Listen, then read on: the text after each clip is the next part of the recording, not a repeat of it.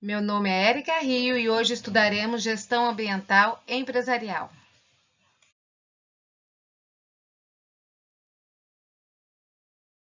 A gestão ambiental começou efetivamente pelos governos dos estados nacionais e desenvolveu-se à medida que os problemas surgiram. As primeiras manifestações de gestão ambiental procuravam solucionar problemas de escassez de recursos, mas só após a Revolução Industrial os problemas que concernem a poluição começaram a ser tratados de modo mais sistemático. A partir da década de 1970, começaram a surgir em vários países políticas governamentais que procuravam tratar as questões ambientais de modo articulado e introduzir uma abordagem preventiva. A gestão ambiental pública é a ação do poder público conduzida de acordo com uma política pública ambiental. E entende-se por política pública ambiental o conjunto de objetivos, diretrizes e instrumentos de ação que o poder público dispõe para produzir efeitos desejáveis no meio ambiente. Desta maneira, o envolvimento cada vez mais intenso dos Estados nacionais em questões ambientais e a diversidade dessas questões fizeram surgir uma variedade de instrumentos de políticas públicas ambientais de que o poder público pode se valer para evitar novos problemas ambientais, bem como para eliminar ou minimizar os já existentes. Esses instrumentos podem ser classificados em explícitos e implícitos. Os instrumentos explícitos são criados para alcançar efeitos ambientais benéficos específicos, enquanto os implícitos alcançam tais efeitos pela via indireta, pois não foram criados para isso. Assim, os instrumentos explícitos, que por sua vez, podem ser classificados em três grandes grupos, conforme mostra o quadro a seguir, que são os instrumentos de comando e controle, o econômico e outros. Os instrumentos econômicos procuram influenciar os comportamentos das pessoas e das organizações em relação ao meio ambiente, utilizando medidas que representem benefícios ou custos adicionais para elas. Esses instrumentos podem ser de dois tipos, de mercado e fiscais. Os instrumentos públicos de mercado se efetuam por meio de transações entre agentes privados em mercados regulados pelo governo. É o caso das permissões de emissões transferíveis. O governo pode estabelecer um nível fixo de poluição para determinada região ou país, de modo que novos produtores poluidores só serão admitidos se comprarem títulos de poluição de quem já conseguiu reduzir seu nível de emissão. Já os instrumentos fiscais, que se realizam mediante a transferência de recursos entre os agentes privados e o setor público, podem ser tributos ou subsídios. Por subsídio, se entende qualquer tipo de renúncia ou transferência de receita dos entes estatais, em benefício dos agentes privados, para que estes promovam ações ambientais desejáveis. Para o empresário, os custos incorridos pela empresa devem ser o mínimo possível para que ele possa maximizar os lucros. A poluição de um rio, causado por um processo produtivo, representa custos reais deste processo. Porém, é a sociedade que paga por eles, constituindo dessa forma custos externos à empresa poluidora. Os custos totais da produção dos bens e serviços são, portanto, constituídos pelos custos internos e externos. Os custos internos são aqueles que a empresa paga para poder produzir e comercializar. Os externos são pagos por todas as pessoas dessas e das futuras gerações. O princípio do poluidor pagador impõe ao Estado o dever de estabelecer um tributo ao agente poluidor, usuário ou não de algum serviço público destinado a tratar a poluição. O primeiro é de natureza fiscal, relacionado à necessidade de arrecadar receita para custear os serviços públicos ambientais, evitando que o prejuízo causado pelos poluidores privados recaia sobre a sociedade. Já o outro objetivo é de natureza extrafiscal, isso é, ele cumpre melhor seu papel à medida que induz um comportamento ambiental preventivo por parte dos agentes privados. Uma extensão do princípio poluidor pagador é o do usuário pagador, um princípio voltado para reduzir a exploração e o uso de certos recursos, como as taxas cobradas pelo uso da água, dos derivados de petróleo e de outros recursos naturais considerados escassos pelo poder público. O termo tecnologia abrange tanto máquinas, instalações, ferramentas, materiais e outros elementos físicos de um estabelecimento ou uma unidade produtiva, quanto as práticas administrativas e operacionais. Por exemplo, especificação e seleção de materiais, avaliação de fornecedores, métodos de expensão, roteiros de produção, planejamento da manutenção e treinamento. Quando o padrão é estabelecido com base em tecnologia, o poder público restringe as opções e direciona a escolha de equipamentos, instalações e práticas operacionais e administrativas, promovendo certa uniformização entre os agentes produtivos que atuam com o mesmo segmento. Geralmente, esse tipo de padrão é estabelecido após consultas com especialistas, fornecedores de tecnologia e os responsáveis pelas unidades produtivas, a fim de verificar o estado da arte de determinada atividade e verificar quais tecnologias estão disponíveis. Por meio de acordos voluntários, sejam públicos e privados, as organizações privadas se comprometem a realizar alguma ação para melhorar seu desempenho ambiental. Os acordos voluntários públicos, sejam de adesão ou negociados, são contratos firmados entre um agente ambiental governamental, representante do poder público nacional ou local e uma empresa, grupo de empresa ou entidade empresarial com o objetivo de resolver problemas ambientais específicos de modo colaborativo. O objeto do acordo pode se referir-se ao modo de implementar medidas de comando e controle ou algum tipo de auxílio do órgão governamental, como o fornecimento de informações técnicas, treinamento, vistorias e análises técnicas gratuitas. Acordos voluntários negociados têm sido utilizados em diversos países para a redução de dióxido de carbono, os óxidos de enxofre, óxidos de nitrogênio, CFCs, os poluentes orgânicos persistentes e outros poluentes.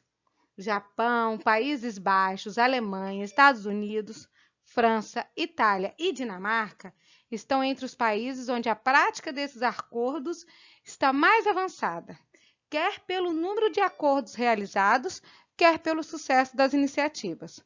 Um acordo voluntário público negociado é uma forma de implementar instrumentos econômicos e de comando e controle de modo flexível e que leve em conta as características específicas de cada setor. Os acordos voluntários privados, eles podem ser de comprometimento bilateral, acordos entre uma empresa e seus funcionários e vizinhança para ressarcir danos ambientais, ou podem ser de iniciativas unilaterais. As iniciativas unilaterais, elas podem ser iniciativas individuais ou coletivas. No caso das iniciativas individuais, qualquer empresa que faça mais do que a legislação peça ou exija. Já as iniciativas coletivas podem ser promovidas por grupos de empresas ou entidades empresariais, como, por exemplo, a atuação responsável, ou promovidas por entidades independentes, como a ISO 14000, o SERES, o GEM, entre outras. Instrumentos econômicos da política pública ambiental. A atividade econômica usualmente produz efeitos indiretos, externalidades negativas que provocam perdas de bem-estar para os indivíduos afetados.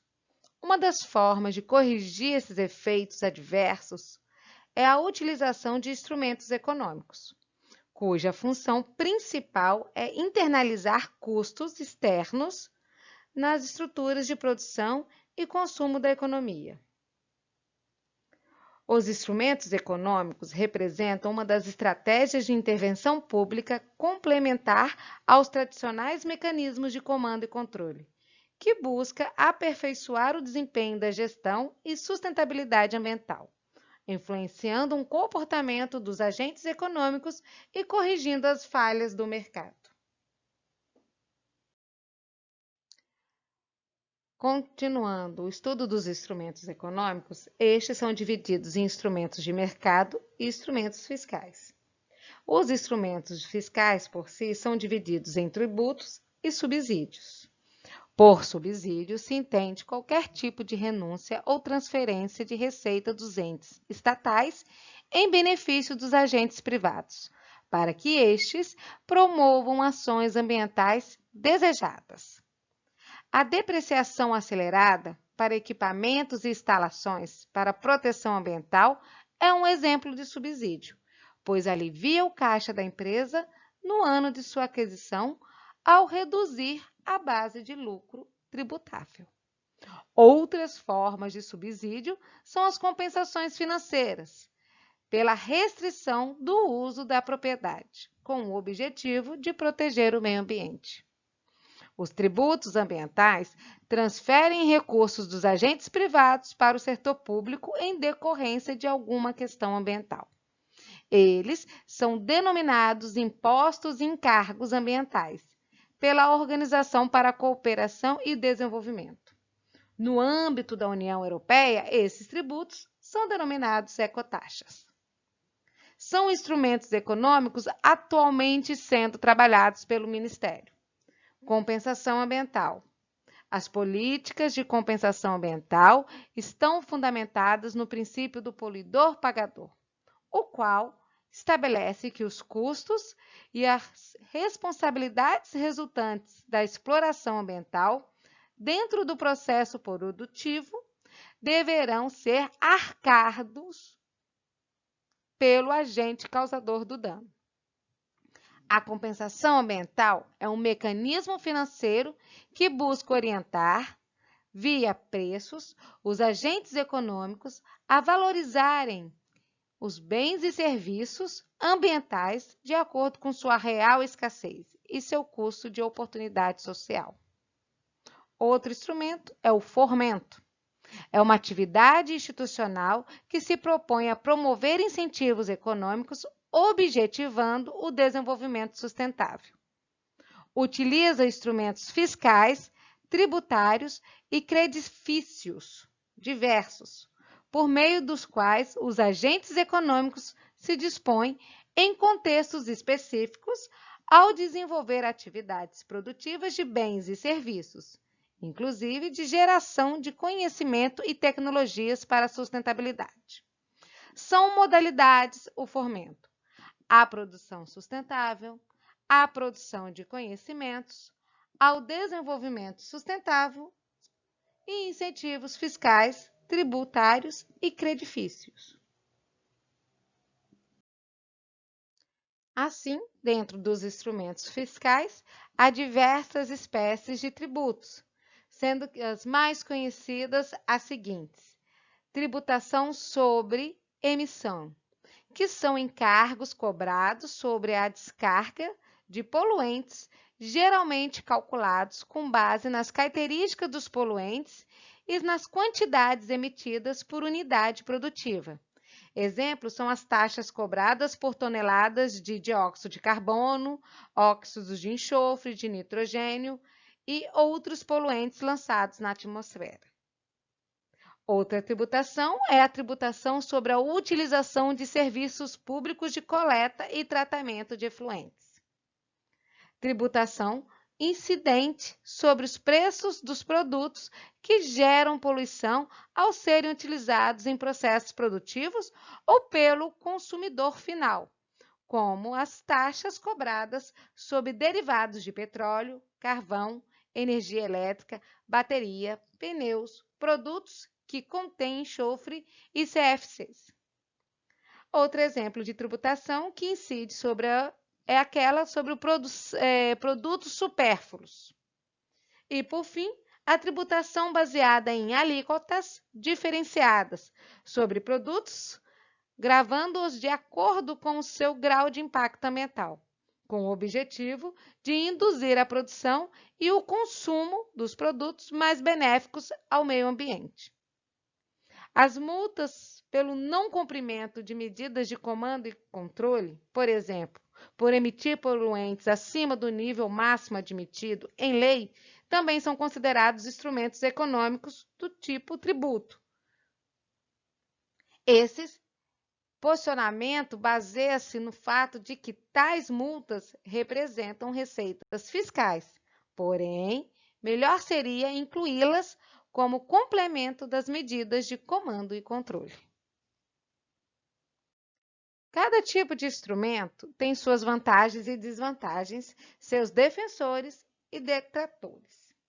Os econômicos têm sido apontados por defensores de posições neoliberais como mais aptos para induzir um comportamento mais dinâmico por parte dos agentes privados, em comparação aos de comando e controle. É comum ouvir sobre estes últimos que eles tendem a gerar uma atitude acomodada na medida em que as exigências do poder público são atendidas. Os instrumentos de comando e controle também são criticados pelo peso que representam para o Estado, uma vez que sua eficácia depende de um amparo institucional dispendioso.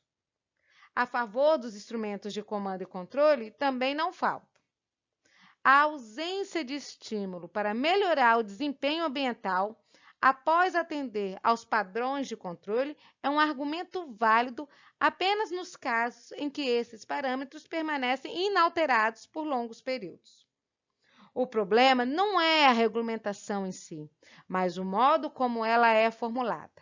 Para esses, a regulamentação é necessária porque cria pressões que motivam a realização de inovações pelas empresas, melhora a qualidade ambiental quando a inovação não compensa o custo total da conformidade, educa e alerta a empresa a respeitar de ineficiências prováveis e de áreas potenciais para melhorias, aumenta a probabilidade das inovações de produto e processos serem mais amigáveis ao meio ambiente, cria demanda pelo aprimoramento ambiental, até que as empresas e os clientes sejam capazes de perceber e mensurar a ineficiência dos recursos como fonte de poluição, e ajuda a nivelar o campo do jogo durante o período de transição, assegurando que nenhuma empresa será capaz de ganhar posição por não efetuar investimentos ambientais. O papel das inovações tecnológicas. Inovação é a implementação de ideias e soluções nos ambientes produtivos e sociais que se materializam em produtos, processos e métodos de gestão novos ou modificados. Nas inovações ambientais, esses produtos, processos e métodos de gestão são concebidos com o objetivo de reparar, reduzir ou evitar a degradação ambiental. Os instrumentos de políticas públicas para o desenvolvimento da ciência e da tecnologia são importantes instrumentos implícitos de política ambiental. Incentivar a realização de projetos para o desenvolvimento de tecnologias ambientalmente saudáveis é fundamental, mas é necessário criar instrumentos que incentivem a adoção das soluções encontradas. A meta da educação ambiental é desenvolver uma população mundial consciente e preocupada com o meio ambiente para atuar individual e coletivamente na busca de soluções para os problemas atuais e para a preservação de novos problemas. Seus objetivos são os seguintes: tornar os indivíduos e grupos conscientes e sensíveis em relação ao meio ambiente e aos problemas ambientais. Proporcionar conhecimento sobre o meio ambiente, principalmente quando as influências do ser humano e de suas atividades. Promover valores e sentimentos que motivem as pessoas e grupos a se tornarem participantes ativos na defesa do meio ambiente e na busca de soluções para os problemas ambientais. Proporcionar as habilidades que uma participação ativa requer. Proporcionar condições para avaliar as medidas tomadas em relação ao meio ambiente e aos programas de educação ambiental. E promover o senso de responsabilidade e de urgência com respeito às questões ambientais que estimulem as ações voltadas para resolvê-las. Acordos voluntários de iniciativas empresariais. Como exemplo, temos o princípio de Ceres, denominavam-se inicialmente princípio de Valdez, devido ao acidente ambiental de grande proporção na Baía de Valdez, no Alasca, produzido pelo Exxon em 1989. Qualquer empresa, independente do seu porte, pode adotar os princípios de Ceres, um código de conduta para lidar com as questões ambientais a partir de uma dimensão planetária, envolvendo a proteção à biosfera e o uso sustentável dos recursos. Os princípios de Ceres são os seguintes: proteção da biosfera, uso sustentável dos recursos naturais, redução dos resíduos e, sempre que possível, eliminação direta na fonte e reciclagem. Adoção de métodos seguros para o dejeto de resíduos. Conservação e uso prudente da energia. Redução ao mínimo dos riscos à saúde e ao meio ambiente para os nossos empregados e para a comunidade. Produção e comercialização de produtos seguros. Compensação por danos causados ao meio ambiente e esforços para recuperar ao meio ambiente afetado. Informação aos empregados e ao público sobre operações e produtos que afetem o meio ambiente ou constituem riscos. Compromisso da administração. Auditoria e relatórios. Realização de uma autoavaliação anual sobre a aplicação desses princípios. E realização de auditorias ambientais. Esses princípios estabelecem uma ética ambiental com critérios pelos quais investidores e outros possam avaliar o desempenho ambiental das empresas. As empresas que endossam estes princípios se comprometem a ir além das exigências legais voluntariamente. Esses princípios não têm por objetivo criar novas responsabilidades legais, ampliar os direitos ou obrigações existentes, renunciar às defesas do direito ou da situação legal de qualquer empresa signatária e tampouco devem ser usados contra outra empresa signatária em qualquer procedimento legal para qualquer propósito. Os princípios de Ceres foram adotados por muitas empresas, dentre elas American Airlines, Body Stop, Coca-Cola, Ford, GM e Nike. A Ceres provê auxílio às empresas que se comprometem com os seus princípios, e essas devem realizar auditorias e elaborar relatórios de acordo com modelos padronizados. Bom, acadêmico, até a nossa próxima aula. Agora falaremos da Política Nacional do Meio Ambiente.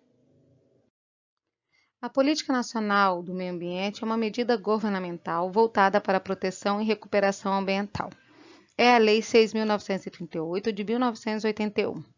A definição da política ambiental é prerrogativa do governo federal. Já a execução e a administração ficam a cargos dos governos estaduais e municipais.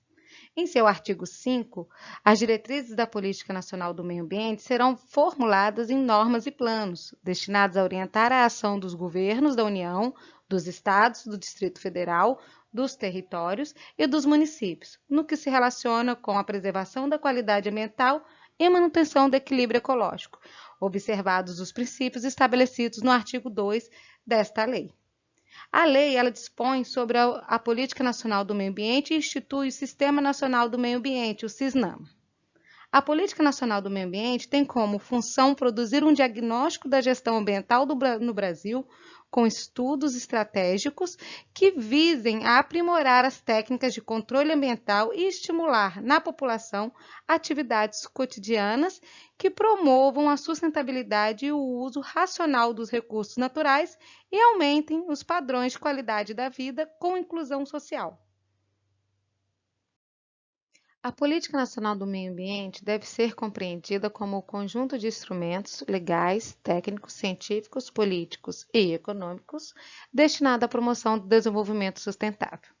O objeto de estudo da Política Nacional do Meio Ambiente é a qualidade ambiental propícia à vida das presentes e futuras gerações. Esta instituída através da Lei 6.938, de 31 de agosto de 1981, e regulamentada pelo Decreto 88.351, de 1º de julho de 1983. Com a lei, foi criado o CISNAMA.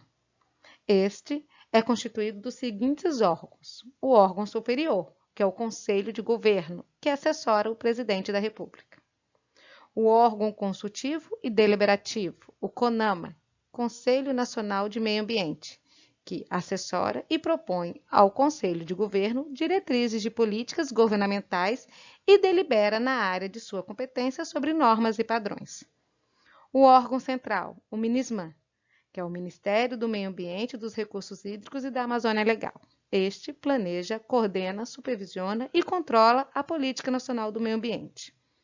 Tem como IBAMA o Instituto Brasileiro do Meio Ambiente e dos Recursos Naturais Renováveis como órgão para executar ou fazer executar a política nacional e as diretrizes governamentais para o meio ambiente. Vinculado ao MINISMAM, temos o Instituto Chico Mendes de Conservação da Biodiversidade.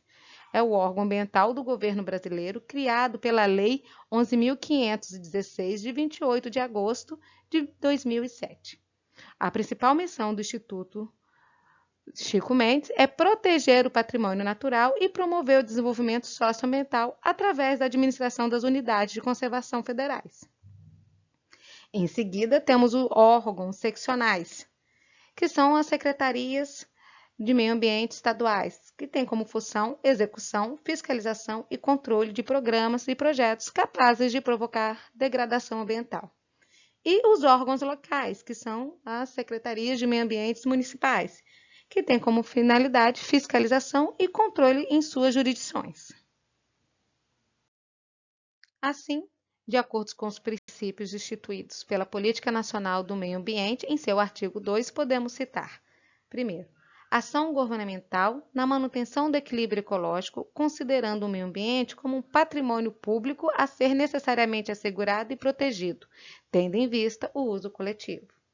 Racionalização do uso do solo, do subsolo, da água e do ar. Planejamento e fiscalização do uso dos recursos ambientais. Proteção dos ecossistemas com a preservação das áreas representativas. Controle e zoneamento das atividades potencial ou efetivamente poluidores. Incentivos ao estudo e à pesquisa de tecnologia orientados para o uso racional e a proteção dos recursos ambientais. Acompanhamento do estado da qualidade ambiental. Recuperação de áreas degradadas. Proteção de áreas ameaçadas de degradação e educação ambiental a todos os níveis de ensino, inclusive a educação da comunidade, objetivando capacitá-la para a participação ativa na defesa do meio ambiente. Assim, podemos, então, como objetivo geral, lembrar que a preservação, a melhoria e recuperação da qualidade ambiental propícia à vida, visando assegurar no país condições de desenvolvimento socioeconômico aos interesses da segurança nacional e da proteção da dignidade da vida humana. Podemos citar como objetivos específicos necessários para alcançar o objetivo geral, temos a compatibilização do desenvolvimento econômico e social com a preservação da qualidade do meio ambiente e do equilíbrio ecológico, bem como a definição de áreas prioritárias de ação governamental relativa à qualidade e ao equilíbrio ecológico, atendendo aos interesses da União, dos Estados, do Distrito Federal, dos territórios e dos municípios. Temos ao estabelecimento de critérios e padrões de qualidade ambiental e de normas relativas ao uso e manejo de recursos ambientais, ao desenvolvimento de pesquisa e de tecnologias nacionais orientadas para o uso racional do recurso ambiental, a difusão de tecnologias de manejo do meio ambiente e a divulgação de dados e informações ambientais e a formação de uma consciência pública sobre a necessidade da preservação da qualidade ambiental e do equilíbrio ecológico. Temos a preservação e restauração de recursos ambientais como vista à sua utilização racional e disponibilidade permanente, concorrendo para a manutenção do equilíbrio ecológico propício à vida e, por fim, a imposição ao poluidor e ao predador da obrigação de recuperar e ou indenizar os danos causados e ou ao usuário da contribuição pela utilização dos recursos ambientais com fins econômicos. Os instrumentos da Política Nacional do Meio Ambiente estão elencados no artigo 9 da Lei nº 6.938, de 1981. São mecanismos utilizados pela administração pública para que os objetivos da política nacional sejam alcançados. Foram estabelecidos por meio de resoluções do Conselho Nacional do Meio Ambiente, o CONAMA. Dos instrumentos da Política Nacional do Meio Ambiente, é importante discorrer com mais detalhes sobre os padrões de qualidade, zoneamento ambiental, a avaliação de impacto ambiental, o estudo e relatório de impacto ambiental, o licenciamento ambiental e a auditoria ambiental, em que se pese não está previsto na política nacional, mas é um instrumento de aferição financeira em relação ao controle ambiental. A Constituição Federal acolheu a Lei nº 6.938 de 81, elevando seus preceitos. Isso significa aplicar relevância à resolução dos problemas ambientais enfrentados no Brasil. Em que se pese serem os instrumentos da Política Nacional no Meio Ambiente teoricamente eficientes, tendo em vista ser a legislação ambiental brasileira uma das melhores do mundo, pode-se notar que não são eficientes para que se alcance desenvolvimento sustentável. Então, com base nisso, conclui que não basta as normas punitivas através da intervenção do Estado, mas que são necessárias políticas públicas aliadas a essa intervenção, mais iniciativas para a construção de uma consciência ecológica que, aliada aos instrumentos, possa contribuir de tal forma que o meio ambiente seja preservado na presente geração, visando as futuras. Abaixo podemos observar todos os instrumentos da Política Nacional do Meio Ambiente. Bom, até a próxima. Gestão ambiental empresarial. As preocupações ambientais dos empresários são influenciadas por três grandes conjuntos de forças que interagem reciprocamente: o governo, a sociedade e o mercado. Se não houvesse pressões da sociedade e medidas governamentais, não se observaria o crescente envolvimento das empresas em matéria ambiental. As legislações ambientais geralmente resultam de percepções de problemas ambientais por parte de segmentos da sociedade que acabam pressionando os agentes estatais para vê-los solucionados. Assim, as pressões do governo ocorrem através de leis mais abrangentes e rigorosas, bem como da fiscalização. Deve-se incluir também os componentes assumidos pelos países em tratados internacionais. Uma prática comum é o dumping ambiental. Isso aproveita a legislação mais frouxa num país para observar as vantagens competitivas em países com legislações mais rígidas. Já no caso da pressão da sociedade civil, ela ocorre através de mecanismos de democracia participativa, denúncias e consumo consciente. Já as pressões do mercado vêm através de iniciativas voluntárias, como os índices sustentáveis em bolsas de valores e os selos ambientais. O mercado também relaciona-se também com uma maior exigência por parte do consumidor. Gestão ambiental empresarial. Dependendo de como a empresa atua em relação aos seus problemas ambientais, decorrente das suas atividades, ela pode desenvolver três diferentes abordagens. São elas: controle da poluição, prevenção da poluição e incorporação dessas questões na estratégia empresarial. Essas abordagens também podem ser vistas como fases de um processo de implementação gradual de práticas de gestão ambiental, dependendo de cada empresa. A intensificação dos processos de abertura comercial expondo produtores com diferentes pronunciamentos de custos ambientais e sociais a uma competição mais acirrada e de âmbito mundial tem sido uma poderosa força indutora de regulamentação e autorregulamentação socioambientais. A abordagem controle da poluição. Em geral, o controle da poluição tem por objetivo atender às exigências estabelecidas nos instrumentos de comando e controle, às quais a empresa está sujeita e às pressões da comunidade. Do ponto de vista empresarial, a abordagem do controle da poluição significa a elevação dos custos de produção, que não agregam valor ao produto e que dificilmente pode ser reduzido face às exigências legais.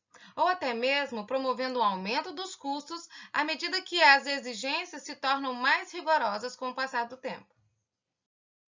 Já na prevenção da poluição, nessa abordagem, a empresa procura atuar sobre os produtos e processos produtivos para prevenir a geração de poluição, empreendendo ações com visa a uma produção mais eficiente e, portanto, poupadora de matéria e energia em diferentes fases do processo de produção e comercialização. A preocupação em poluir requer mudanças em processos e produtos a fim de reduzir ou eliminar os rejeitos na fonte. O que isso quer dizer? Antes que eles sejam produzidos e lançados ao meio ambiente.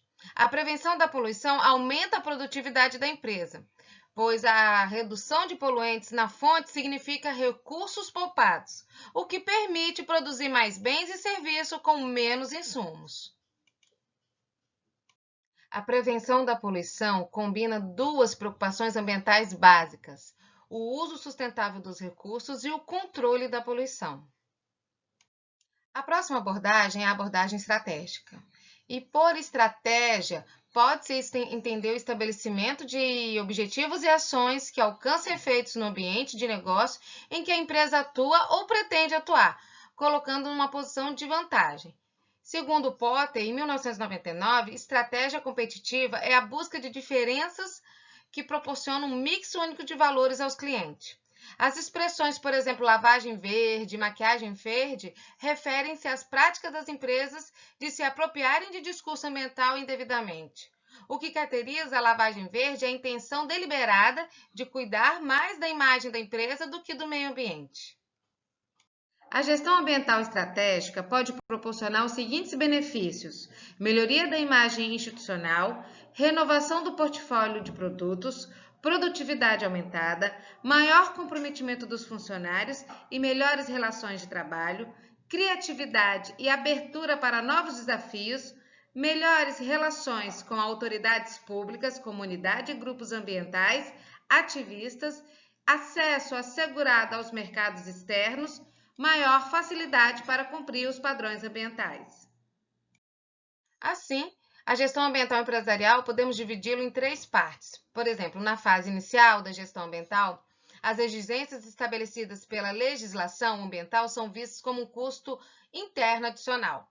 Posteriormente, na segunda fase, é visto como meio para aumentar a produtividade. E na terceira fase, que seria por fim a fase final, a questão ambiental é considerada como uma questão estratégica. Os modelos de gestão ambiental são entendidos como construções conceituais que orientam as atividades administrativas e operacionais para alcançar os objetivos definidos.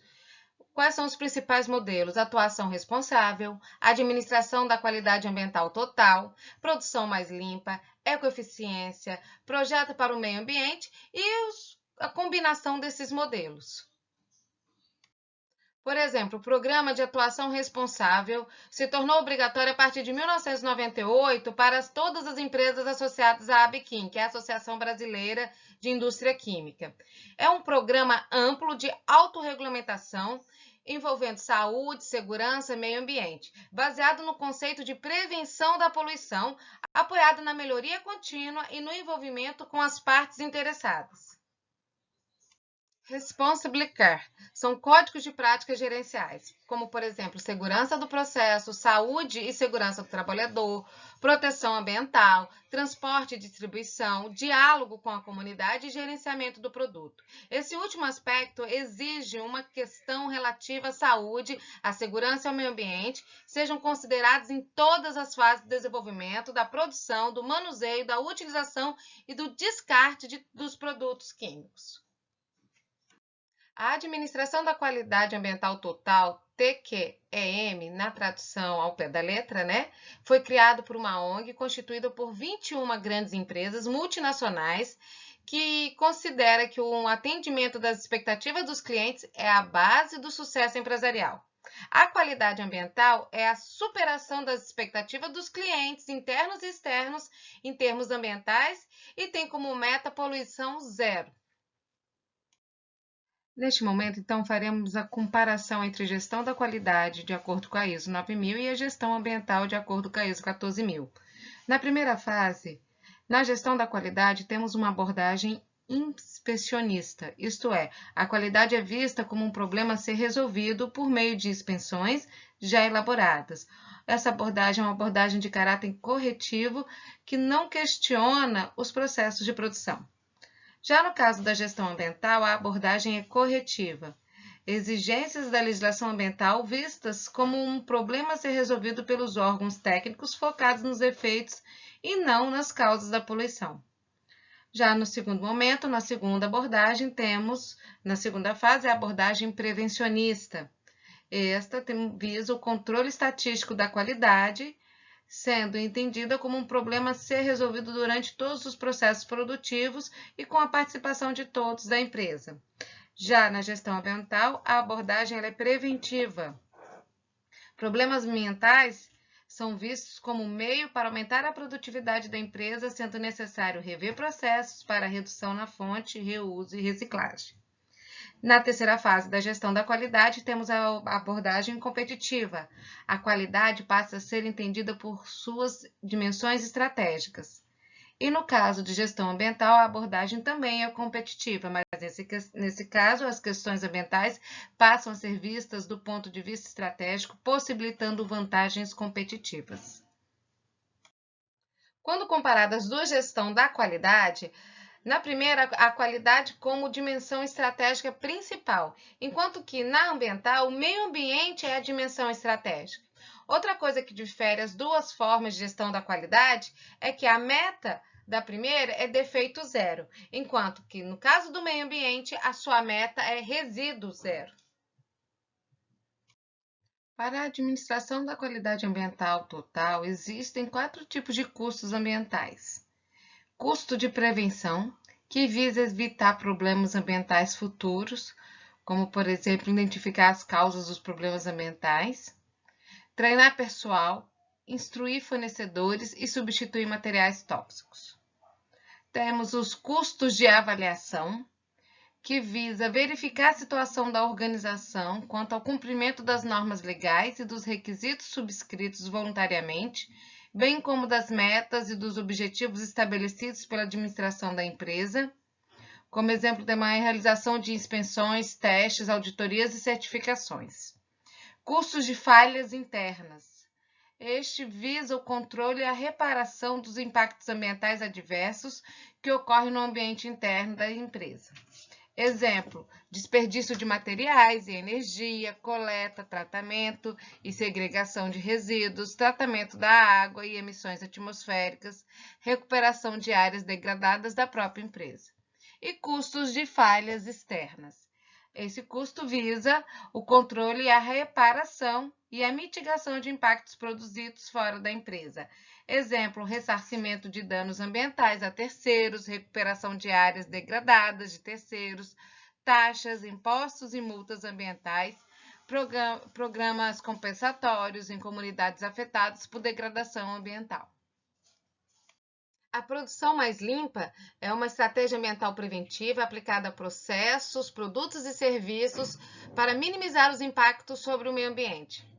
De acordo com a CNTL, a produção mais limpa significa a aplicação contínua de uma estratégia econômica, ambiental e tecnológica integrada aos processos e produtos a fim de aumentar a eficiência do uso da matéria-prima como água, energia, por meio da não geração, minimização ou reciclagem de resíduos gerados. A produção mais limpa é uma abordagem de proteção ambiental ampla, que considera todas as fases do processo de produção ou de ciclo de vida do produto, com o objetivo de prevenir e ou minimizar os riscos para as pessoas e para o meio ambiente a curto e longo prazo. Envolve ações para minimizar o consumo de energia e matéria-prima e a geração de resíduos e emissões. A produção mais limpa pode ser dividida em 3 níveis. No nível 1, visa a redução na fonte, onde podemos fazer as modificações em produtos e em processos. No caso de modificações em produtos, é necessária uma revisão das especificações e melhora na manufaturabilidade para reduzir a produção de resíduos. No caso das modificações nos processos, essas visam reduzir perdas na produção por meio de boas práticas operacionais, substituindo matérias e mudanças tecnológicas. No caso do nível 2, reciclagem interna, feita pela própria empresa. No nível 3, tem uma reciclagem externa, feita por terceiros, que são os resíduos são vendidos ou doados, e os ciclos biogenéticos. Quando os resíduos não podem ser utilizados nem por terceiros, eles devem ser assimilados pelo meio ambiente, considerando assim cada ciclo. O exemplo disso é por meio da compostagem. A implantação de um programa de produção mais limpa, P mais L, é feita em 3 etapas. Primeiro, identificação de oportunidades e redução da poluição na fonte. Isso são medidas pontuais que exigem pouco investimento com retorno em curto prazo. A segunda fase de implantação é a introdução de mudanças ou de processo de produção. Nessa fase, exige investimento de baixo a médio porte e o retorno é em curto ou médio prazo.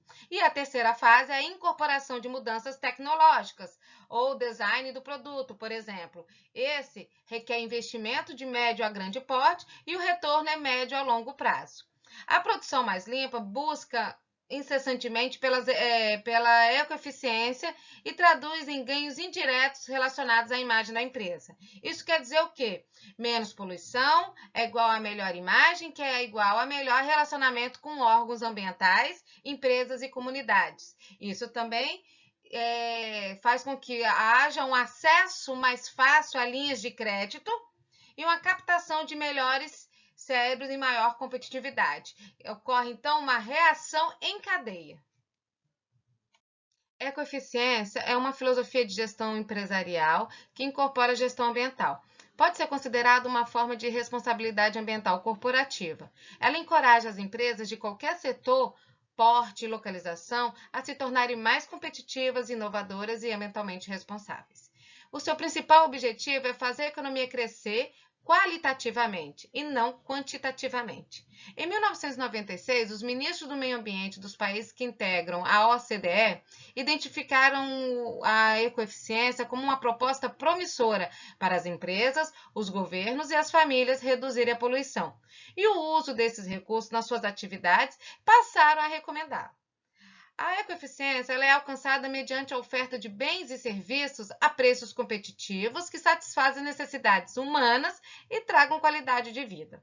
Ao mesmo tempo, reduz progressivamente o impacto ambiental e o consumo de recursos ao longo do ciclo de vida do produto ou serviço, a um nível mínimo equivalente à capacidade de sustentação do planeta Terra. Buscar a ecoeficiência é um processo de melhoria contínua que nunca termina. Mais do que uma meta, trata-se de um caminho a ser percorrido. Para ser ecoeficiente, a empresa precisa conhecer o sistema natural em que opera. Uma importante contribuição das ciências que estudam sistemas naturais à gestão de negócios, que visa a ecoeficiência, é a noção de resiliência, os limites e capacidade de um sistema de resistir aos impactos ambientais. Ignorar a resiliência dos sistemas em que opera e nos quais interfere é um risco mortal para qualquer empresa. Por exemplo, em um dos bancos mais tradicionais do Peru, quebrou porque financiou um número excessivo de modernos barcos da pesca. Equipados com nova tecnologia, os pescadores ganharam uma capacidade de captura do pescado muito maior que o sistema natural de recuperar o cardume. Aí, em poucos anos, não havia mais peixe na região. Acabou o negócio dos pescadores, quebraram as indústrias de pesca e, com ela, o banco. Ser ecoeficiente significa combinar desempenho econômico e desempenho ambiental para criar e promover valores com menor impacto sobre o meio ambiente. É necessário entender que a natureza é em si mesma um modelo de sustentabilidade. A natureza está sempre se reciclando. A máxima de Lavoisier, de que na natureza nada se cria, nada se perde, tudo se transforma, é retomada pelas empresas sustentáveis quando buscam fechar o ciclo de produção. Exige que as empresas tracem as estratégias de gestão ambiental preventiva que integrem aspectos ambientais ao ciclo de vida dos seus produtos e serviços. Isso vai além do simples da simples redução de poluição ou do uso de recursos, pois, nesse caso, acaba enfatizando a criação de valor e relaciona a excelência ambiental com a empresarial. Empresas ecoeficientes adaptam-se com mais facilidade às mudanças dinâmicas do mercado. A ecoeficiência baseia-se na ideia de que a redução de materiais e energia por unidade de produto ou serviço aumenta a competitividade da empresa, ao mesmo tempo em que reduz as pressões sobre o meio ambiente. Uma empresa se torna ecoeficiente por meio de práticas voltadas para minimizar a intensidade de materiais e energia nos produtos e serviços, minimizar a dispersão de qualquer tipo de material tóxico pela empresa, aumentar a reciclagem de seus materiais, maximizar o uso sustentável dos recursos renováveis, aumentar a durabilidade dos produtos da empresa e aumentar a intensidade dos seus serviços nos seus produtos e serviços. O projeto para o meio ambiente baseia-se em inovações de produtos e processos que reduzam a poluição em todas as fases do ciclo de vida. Sua ideia básica é atacar os problemas ambientais na fase do projeto, pois as dificuldades e, consequentemente, os custos para efetuar as modificações crescem à medida que as etapas de processo se consolidam. O projeto para o meio ambiente é um modelo de gestão centrado nas fases de concepção dos produtos e dos seus processos, produção, distribuição e utilização. Também é chamado de ecodesign. Segundo Feischl, o projeto do meio ambiente representa a convergência das preocupações e com o desenvolvimento sustentável e com a integração empresarial. Como cada modelo de gestão ambiental apresenta pontos fracos, é possível combinar esses elementos e criar um próprio modelo, uma vez que eles são mutuamente exclusivos. A combinação de modelos, então, metabolismo industrial, ecologia industrial e simbiose industrial são alguns modelos de gestão ambiental que têm em comum a tentativa de aproximar o sistema de produção humano com o que ocorre com os organismos num ecossistema. Um exemplo de sucesso é o Parque Industrial de Kalundborg, na Dinamarca. É um dos exemplos mais citados de gestão ambiental, onde os resíduos de uma empresa servem como insumo para outra empresa. Essa experiência é chamada de simbiose industrial. O diferencial disso é que o modelo baseado no meio ambiente, pois a integração dos fluxos de materiais e energia entre as unidades desse parque foi sendo formada ao longo de décadas de modo espontâneo. O parque ecoindustrial são de um extremo bom senso. O parque de Kalundborg tem uma usina de energia, uma indústria farmacêutica, uma fábrica de lambris e uma refinaria de óleo. Auditoria ambiental, avaliação do ciclo de vida, estudo de impactos ambientais, sistema de gestão ambiental, relatórios ambientais, rotulagem ambiental, gerenciamento de riscos ambientais, educação ambiental empresarial são alguns entre muitos instrumentos de que as empresas podem se valer para alcançar os objetivos ambientais. Chegamos ao fim de mais uma aula. Até a próxima e bons estudos!